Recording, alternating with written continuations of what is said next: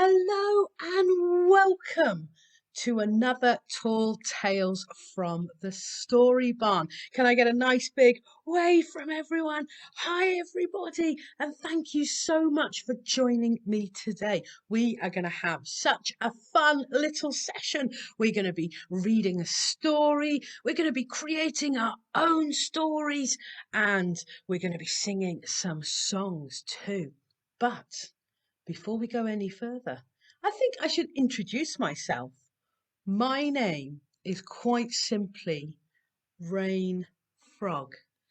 We all have a go at doing that. Rain Frog. And I live right here in Calderstones Park. And it's my job to look after all the frogs. This is true. Even when they're little tiny babies, when they're little tiny tadpoles, I go round and I check all the ponds and water that I can see to make sure that they're okay. So that's what I do here. And well, my other job is actually I'm a story hunter, if you didn't already know. And I go out and I collect stories and put them back here, right in the barn, that we can all enjoy. And in the barn, there are thousands and thousands of stories that all the hunters have collected and put together for you to read. How fantastic is that? It's pretty amazing. And my story today is a very, very old story, but we'll get to that in a second. I think what we should do is start with a little song. And because I am half frog, I think I should sing about frogs. Do you agree? Yeah, of course. Now then, songs about frogs. Maybe you know some. Have a little think. Songs. Oh, they're speckled and they live on a log. I know this story. Amazing. Okay, we're going to go for 1, 2, 3 speckled frogs. And they're all going to sit on a log.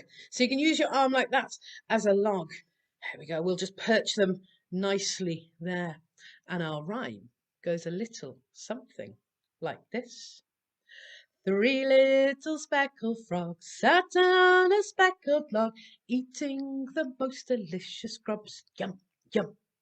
One jumped into the pool where it was nice and cool.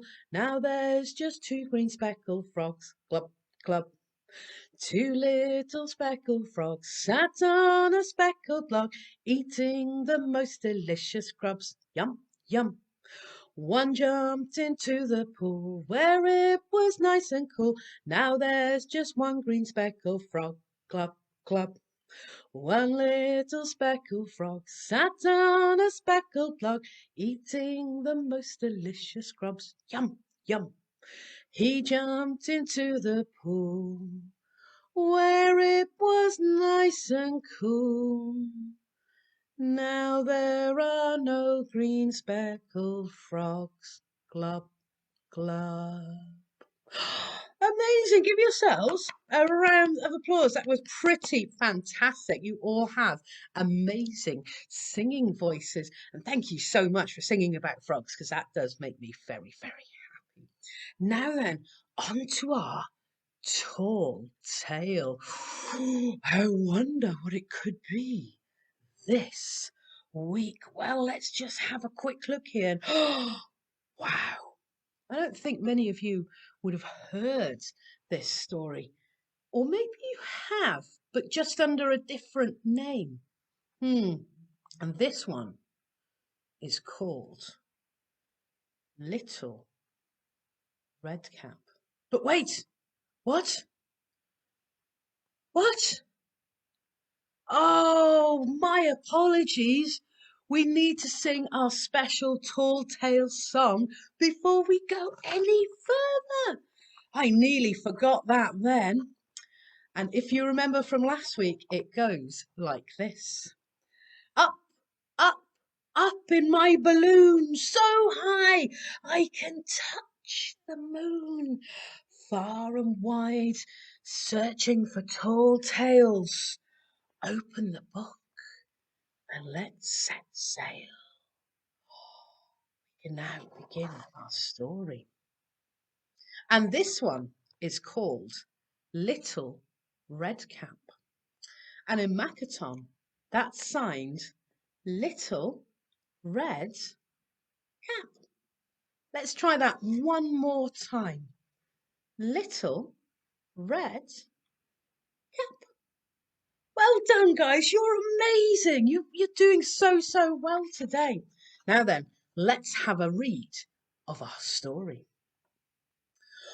Once upon a time, there was a sweet little girl. Hands up if you're a sweet little girl, or you could be a sweet little boy. It's up to you. I'm definitely a sweet little girl. Definitely. Everyone who saw her liked her, but most of all, her grandmother.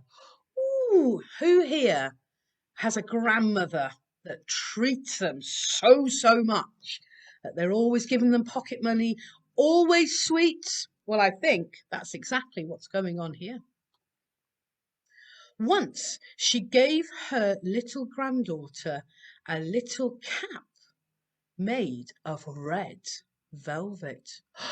Oh, amazing! What a lovely gift. Because it suited her so well, and she wanted to wear it all the time, and she became known as Little Red Cap. Amazing. Now, some of you might have heard the story called Little Red Riding Hood, and it's very similar, but this story was written first. One day, her mother said to her, "Come, Little Red Cap, here is a piece of cake, and here is a bottle of wine. Take them to your grandmother, because she is very sick and very weak, and they will do her well. Behave yourself on the way. Do not leave the path. And when you enter the parlour, don't forget to say good morning." Lots of instructions there for our little red cap. Now, grandmother's not very well. She's very sick. She's very weak. But her mother thinks that some cake and some wine will make her feel better. And I think that's fair to say for everyone. Cake and some wine does make everyone feel better. "I'll do everything just right," said Little Red Cap, shaking her mother's hand. The grandmother lived out in the woods, half an hour away from the village, and when Little Red Cap entered the woods, a wolf came upon her. She did not know what a wicked animal he was, and was not afraid of him. Oh, hands up if anyone's scared of wolves. Oh, a little bit I'm scared of wolves, because they're quite big, aren't they? "Good day to you, Little Red Cap." "Thank you, Wolf." "Where are you going so early, Little Red Cap?" "To grandmother's." "And what are you carrying under your apron?" "Grandmother is sick and weak, and I'm taking her some cake and wine. We baked them yesterday, and they should be good enough for her and give her strength." "Oh, Little Red Cap, where does your grandmother live?" "Her house is a good quarter an hour from here, under the large oak trees. There's a hedge of hazel bushes. You must know the place," said Little Red Cap. The wolf thought to himself, "Now, that sweet young thing is a tasty bite for me. And if you're clever enough, I shall have them both." Sounds like to me the wolf is plotting to not just eat the cake, drink the wine, but to eat Little Red Riding Cap and her grandmother. I hope this story has a better turn in it. He walked along a little while with Little Red Cap, and then he said, "Little Red Cap, Just look at those beautiful flowers that are all around us. Why don't you go and take a look?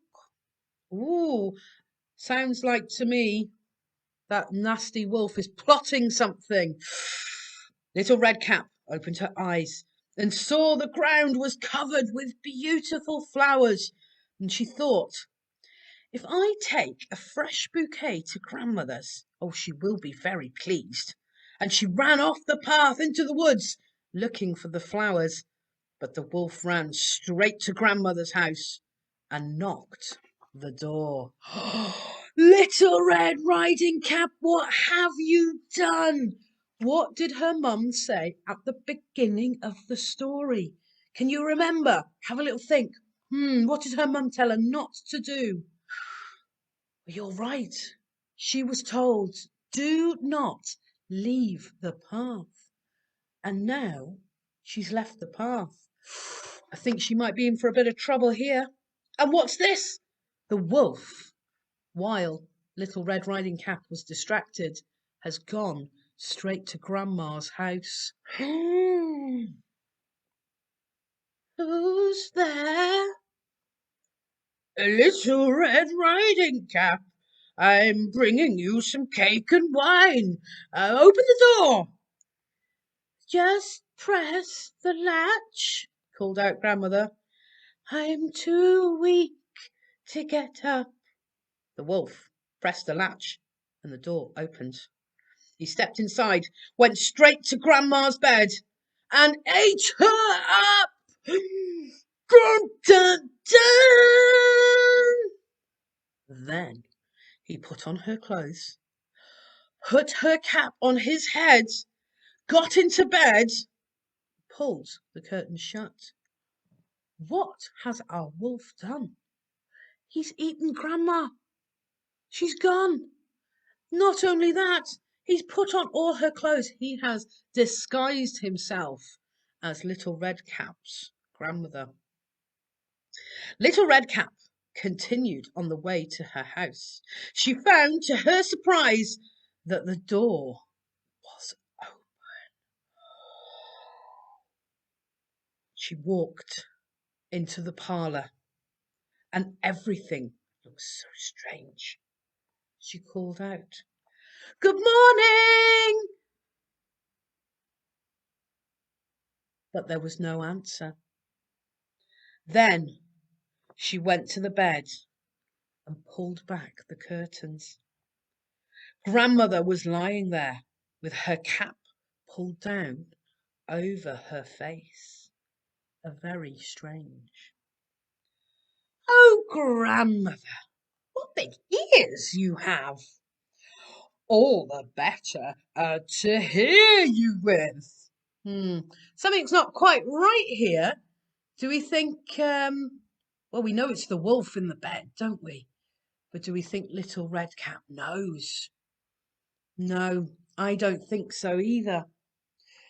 "Oh, Grandmother, what big eyes you have!" "All the better to see you with." This wolf is very cunning. "Oh, Grandmother, what big hands you have!" "All the better to grab you with." "Oh, Grandmother, what a horribly big mouth you have! All the better to eat you with." The wolf scarcely finished speaking when he jumped up from the bed with a single leap and ate up poor Little Red Cap. As soon as the wolf had satisfied his desires, he climbed back into bed, fell asleep, and began to snore very loudly.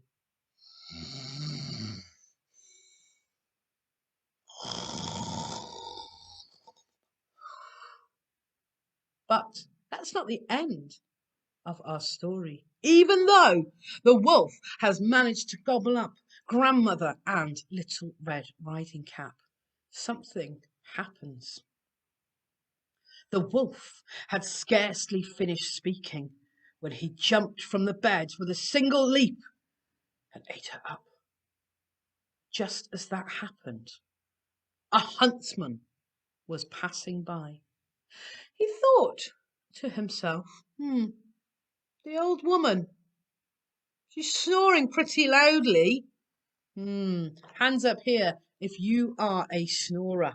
You make lots of snoring noises. You had better go and see if something is wrong with her. Oh, wowee. Well, this huntsman is very clever because he has realised that Grandma doesn't snore like that all the time.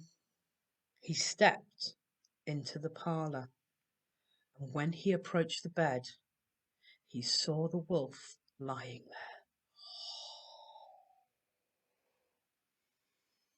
He opened the wolf's ginormous mouth. Jumped out, crying, "Oh, I was so frightened. It was so dark inside the wolf's body." And then the grandmother came out as well, alive, hardly able to breathe, but alive. The huntsman has opened up the wolf's mouth, and both grandmother and Little Red Riding Cap have leapt out of his giant belly. The grandmother ate the cake and drank the wine that Little Red Cap had brought her. And Little Red Cap thought, as long as I live, I will never, ever leave the path and run off into the woods by myself, even if my mother tells me not to. The end.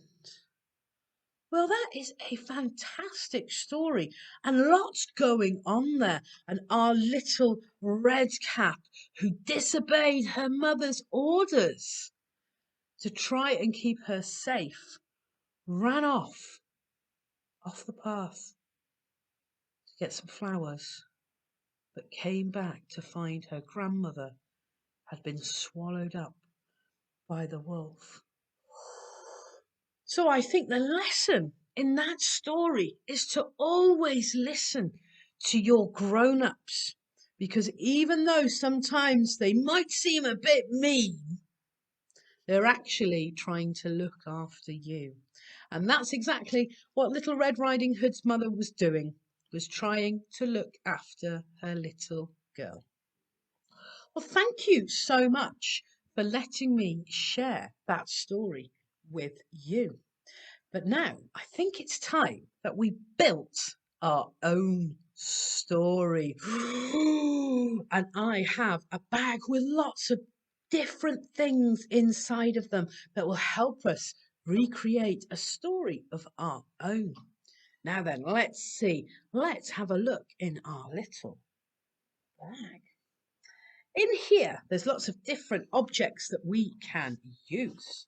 So then, while I have a little dig around, let's see what I can find.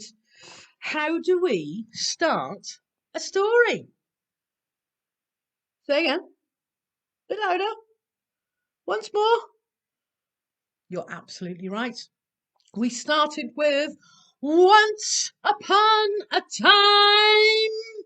You say all nice and loudly after three. Here we go. 1, a 2, a 3. Once upon a time. Amazing. Now then, let's have a little dig in the bag. Oh, to see. Oh, what we can see. Oh my word. What? What is this? What is this shiny object? What could it be? Have a little think. What could it be? Maybe it's a spaceship. Ooh. Or maybe it lives on the ocean. There we go, like a fish. Amazing. Well, I think we should start our story with once upon a time. There was a shiny button. And this shiny button lived on the coat. Right there.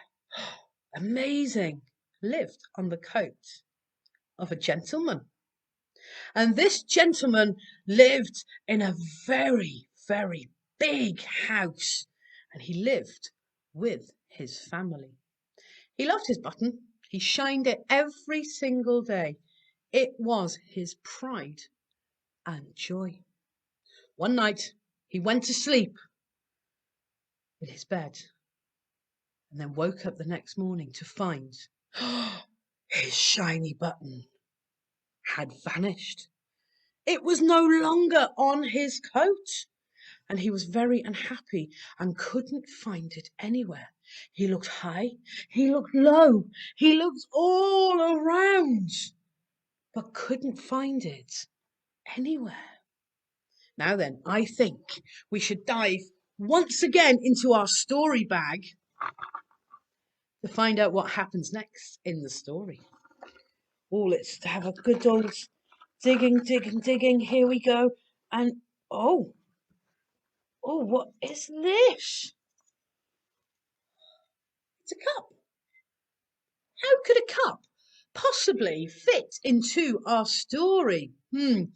Let's have a little think. Maybe you've got some suggestions for me. So he wakes up, his favourite button is missing. Ah, thank you. He goes down for breakfast and has himself a lovely cup of tea.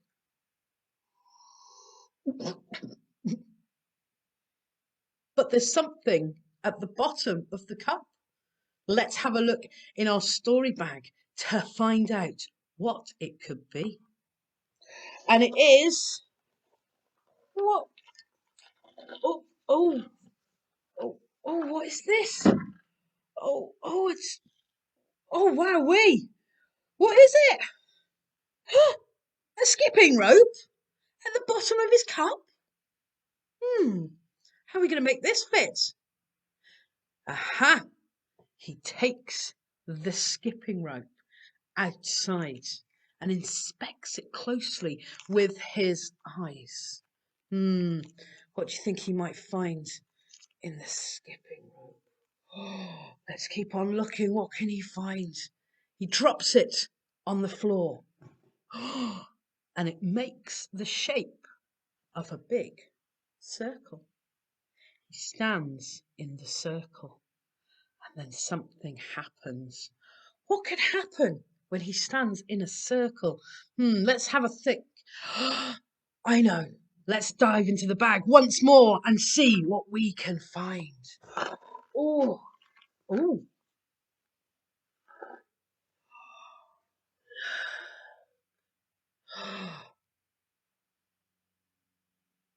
He finds himself swimming in the water.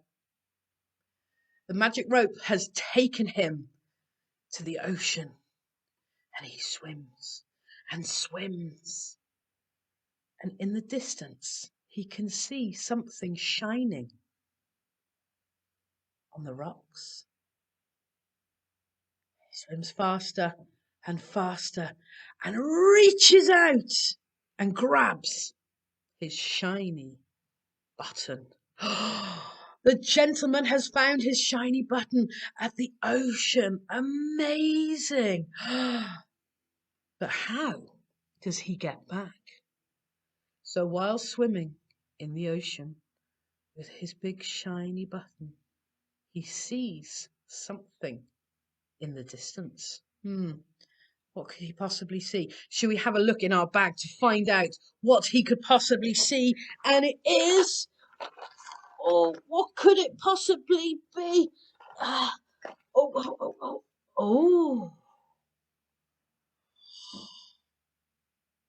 Finds a key. He grabs the key, pushes it into the rocks, opens the rocks up, dives inside, and he goes down a fantastic slide. He goes, whee!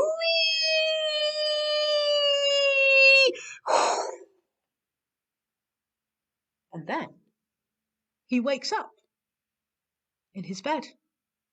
He checks his jacket And there on his jacket is his big, shiny button. And that is the end of our story. Amazing. You guys have been wonderful. Thank you so much for helping me with that story build. Now then, it's almost time for us to go. But before we do, I need to recommend a book, a Story Barn favourite, which includes a little boy that goes on an adventure. And my recommendation from the Story Barn is this one, and it's called Where the Wild Things Are. And this is all about the story of a little boy who goes on his own adventure and meets some very strange creatures along the way. Now, that's my recommendation. And just before we go, we're going to play a quick game with our craft. I hope you enjoy this one. This is one of my favourite games, and it's really easy to make. So what you need is 2 pieces of card, and they can be any colour you like. We have a blue one and we have a green one. And there they are. And what we're going to do is we're going to make our game, and it's called Find Grandma. So what I've done here is I have glued some pictures behind these doors here. And the game is to find Grandma. Now, if you find Grandma, you win. But if you find the wolf, you lose. So let's just play a little quick game now. So what I want you to do, boys and girls at home, is shout really loudly which door you want me to open. You can pick any number from 1 to 7. And remember, guys, we're looking for Grandma. Okay, after 3, shout a number, go. Number 6. Okay, we're looking for Grandma. Is Grandma behind door number 6? No, it's a little piggy and a chicken. That's not Grandma.